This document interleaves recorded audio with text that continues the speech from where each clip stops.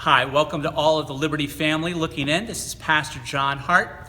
Here's a message I'd like to share with you this morning. I'm going to begin by reading a passage from the book of Acts, chapter 17. That very night, the believers sent Paul and Silas to Berea. When they arrived there, they went to the Jewish synagogue. And the people of Berea were more open-minded than those who lived in Thessalonica, and they listened eagerly to Paul's message. They searched the scriptures day after day to see if Paul and Silas were teaching the truth. As a result, many Jews believed, as did many of the prominent Gentile men and women. The book of Acts is a story about the early church, and it's an honest story because the book of Acts doesn't record a series of ups and ups. It records a lot of ups and downs.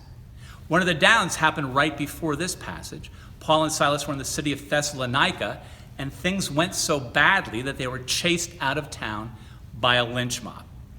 But this down is followed by one of the most unspectacular but most genuine ups in the entire book of Acts. After sneaking out of Thessalonica, Paul and Silas went to the next town west, a town called Berea. And as they always did, they went first to the local synagogue to preach Jesus to the Jews. And although there's no miracles or no healings, the account records four amazing things that happen. First, the people listened to what Paul and Silas had to say.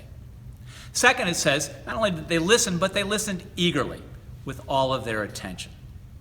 Next, it said the people searched the scriptures. They checked out what Paul and Silas said to see if in fact was true.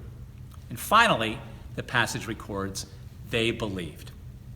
That's all we learn about the Berean church in the book of Acts, in fact, in the rest of the New Testament. But what higher praise could be given to these first Christians? That they were open-minded to what Paul had to say, that they were eager to hear this good news about Jesus, that they checked out what was said to see if it made sense, to see if it was true, and that they opened their hearts and believed. I encourage you, as you read the scriptures, to be like those first Berean Christians, to listen eagerly, to check out what's being said, and to receive it with believing hearts. May God's blessing be on all of you today.